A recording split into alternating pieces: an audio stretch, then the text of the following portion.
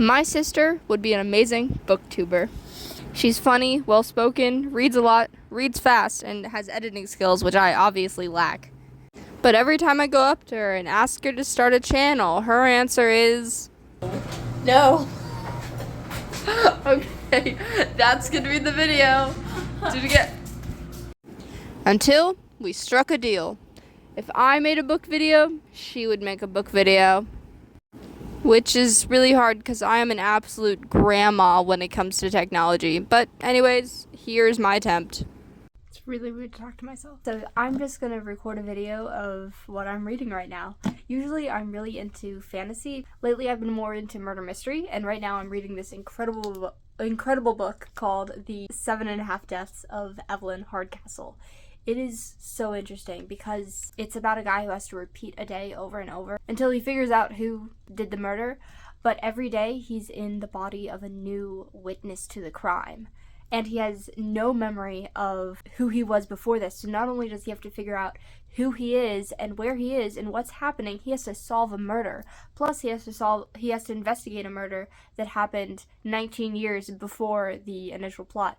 And if he doesn't figure it out in 8 days, he will have his memory erased and he will have to start over. So it is probably the most interesting book I've read so far this year, and I'm almost done with it. And I'm so excited to finish it and figure it out because the plot twists just keep happening. Like, it just, every time you think you know what's going on, it's like, psych, you don't. There's still things to figure out. And there's so many interesting dynamic characters who all play a part in whatever is going on. And I'm really excited. So I'm going to try to finish it now.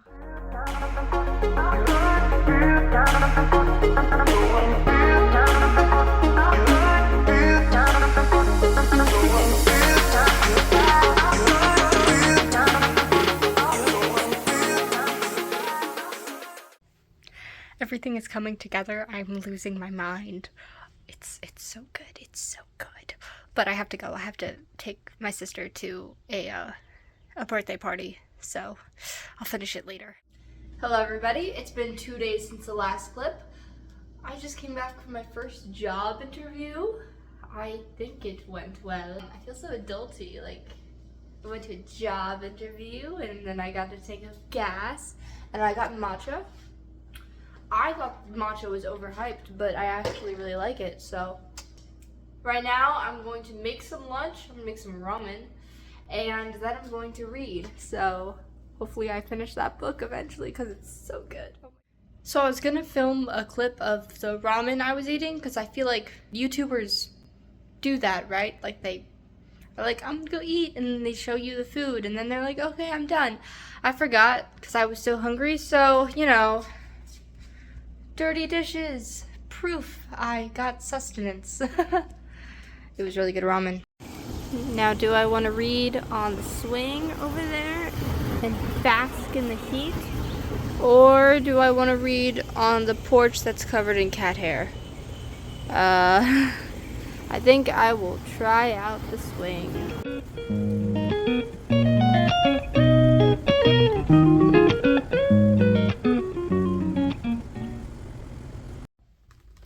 So I finished the book and it was so good. The plot twists, I was not expecting any of that. And everything was so intricately laid out. Because they gave you all the puzzle pieces. He gave you all the puzzle pieces. You just had to put them together. And the entire time I was reading the book, I was just thinking, I was trying to put it together. But in the end, it shocked me. And not only was the plot so intricate and intriguing, all the characters were so remarkably their own. Like, I really enjoyed learning about each and every one of the characters, all of their secrets, all of their flaws. There were some characters I did not like, and I very much enjoyed hating on them. In the end, 7.5 deaths of, oh my gosh, we're starting over. The one thing that I would say I didn't like about the book was the character motivations behind the one who ended up being behind it all, you know. Beyond that person being a psychopath, they really didn't have any motivation. I was like, because character motivation is really important to me. I think, like, I really need to understand where the character is coming from. That's why some evil just to be evil villains really annoy me. But besides that one complaint, this book was perfect. This book was perfect. Like, I would say I could not put it down. I was dragged away from this, okay? Dragged away to social obligations when really I just want to sit on the back porch and finish my book. So, 5 stars all around. I already want to reread it. I want to reread it knowing what I know. I want to buy it, definitely. I would rather get a library copy, read it, and then if I loved it, I would go buy it. In the middle of reading this book, I was wishing I had bought it. Because I wanted to underline things, I wanted to annotate, I wanted to make little notes in the margins. So I'm definitely going to go buy it next time I'm at Barnes & Noble. And all the writing was so good. Like, it's been a while since I've read a genuinely well-written book. Not just the plot and just the characters being well-written, but, like, every sentence, I could tell that the author had put thought into it. The metaphors, the personification, like, everything, just paragraphs of description. I was just eating it up. It was beautiful. Like, I want to go through and underline metaphors that I love, and I want to go under and underline personification that I loved, because even the writing was artful. I highly recommend this book. It was so good. I would say there is some stuff in here. There's some serious topics. This is an adult book, I'm pretty sure. It's not YA. I would recommend this 16 plus. I think it just depends on, like, your maturity level. But yeah, 5 stars. I'm so glad I randomly saw this and was like, ooh, that cover looks interesting. What's that? 7.5 deaths? I think I'll read that. I'm so glad I read it. So after that, I'm kind of craving murder mysteries. The next one I have is The Island by Natasha Preston. My friend recommended it to me. I've heard that the author's stories are, like, generally darker, which really isn't my thing. I really like, not low stakes, but less grim mysteries. I like seeing all the pieces on the table and putting them together myself. Like, obviously this had stakes. This definitely had stakes. But it wasn't, like, disturb my soul sort of dark. And I've heard that some of Natasha Preston's books are that way. But I told my friend that, and she was like, if you're going to read any Natasha Preston book, read this one, because she said it's the least dark. So, you know, I'm excited. I'm sad to say I don't have high expectations, because it just doesn't seem like my jam. But I'm going to read it anyway. So, I've read the prologue and the first chapter, and what it's about is 6 influencers go to an island. That's all I got so far. I'm assuming murder happens at some point. So, yeah, let's get into that. As I was reading this book, we went out of town to pick my sister up from camp. My sister is away at camp. I miss her so much. I read some at the hotel, but we mostly walked around, visited cute bookstores and art museums, and found this funny little duck who slid down the river like he was at the water park. On the way back home, we also found this incredible thrift bookstore that had so many books. I ended up getting a really nice hardcover of To All the Boys I've Loved Before, as well as a copy of a play called A Doll's House. Then we came back home and I continued to read The Island. So I am about halfway through The Island and things are getting really intense. Like, I think the difference is that I never read a thriller before. I've just read mysteries. Like, the main character is solving things in the aftermath. They're not, like, actively trying not to die as they're uncovering the mystery. I really didn't think I'd like this book just because the writing style was so bland, especially after Evelyn Hardcastle, which had the most beautiful writing ever. I love it. Anyways, I like went into this with super low expectations, and when I talked to my family about it, I'm like, I don't like it. I'm just reading it because my friend recommended it to me, and I'm just reading it to finish it, you know, but I keep wanting to come back to it. I keep, like, squealing. Not squealing, like, out of happiness, but just squealing out of pure terror, because it's scary. So, yeah, I'm, like, this far through, and I'm gonna keep reading. So I finished The Island. As you can see from the last clip I recorded, I was really enjoying The Island. Like, it was super exciting, really high stakes. I'd never read a thriller before, so I was like really on the edge of my seat. But I feel really bad about this because my friend recommended it to me, but the ending just kind of ruined it for me, man. Like, I'm gonna try not to do any spoilers on here, obviously. I went into it with super low expectations because I didn't like the writing style. It was very bland, non-descriptive. It was very much he said, she said. Like, they did this, I think this, and this is this way because of this. It really just told the reader what was going on. It didn't show it, and I like it when books show it. Like, for instance, action scenes, when you're writing them in books, should be very choppy, very non-descriptive to keep your reader in the heat of the moment. The whole book should not be like that, and that's how it felt. It felt very da-da-da-da-da-da-da-da. I don't know, I like pretty words. But I got beyond that. You know, I was in the heat of the book, and I was enjoying it. I got over my prejudice against the writing style. I didn't like the book for one big reason. Plot twists and mysteries are really important. Big things you didn't see coming. A big aha moment when all the pieces fall together. The pieces did not fall together in this book. Every plot twist just felt like a slap across the face. Everything was just purely shock value. There was no aha moment because the author was just trying to shock you and not weave the story. I don't know. I worded this much better in my Goodreads review. I should probably, read an excerpt of that so I'm not making stuff up off the top of my head. Where's my phone? Oh, I'm filming on my phone. I just bumped my head on my bookshelf. Can you tell I'm new at recording myself and taking videos? Anyways, all the plot twists, like the big reveal character at the end, I didn't feel like they had proper motivation, and I don't think you could have figured it out from the book. Like, they didn't give you clues. It was just pure action and just pure shock value. And there was a big betrayal at the end, and I didn't care for it because it just felt meaningless. Everything felt meaningless. Okay, and now spoiler warning time. So if you want to read this book, just skip this part. Anyways, so major spoiler. The main character dies at the end. She just straight up dies.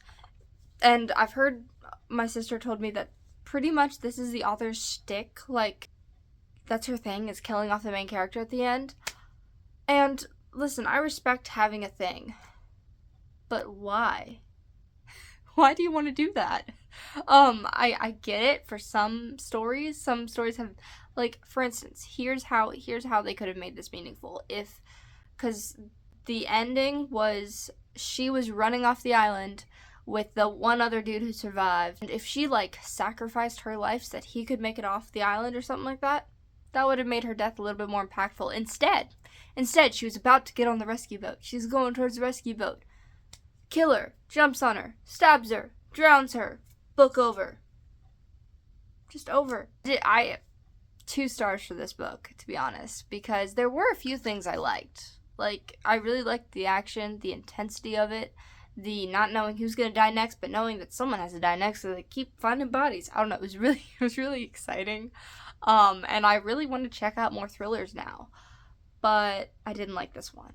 Mostly because my tastes in books are very character driven. I love to see the depth of characters and why they make their choices. And with mysteries, I love to see the puzzle pieces fall together. And with this book, we just didn't get any of that. So I'm gonna move on. The book I have right now, I just started it today because, the reason I didn't have the book to wave around is because I already went to the library and returned it, and I got this. I got Sherlock Holmes because I'm craving, some good old words. I really like classic literature. So yeah, I'm gonna read some Sherlock Holmes now. It's my first time ever reading Sherlock Holmes. That's what I'm gonna do next. Also, look at this adorable little bookmark. It's a leaf. Anyways, okay. Bye.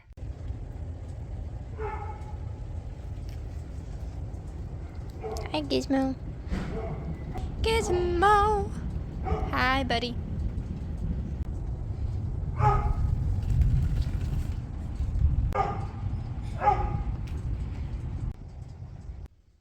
So I finally finished Sherlock Holmes. I ended up listening to the audiobook on a road trip because I was just having such a hard time, focusing on the words, you know, when I was reading it. I was like, this doesn't make any sense. But the audiobook totally helped. Like, the audiobook helped me follow it so much better.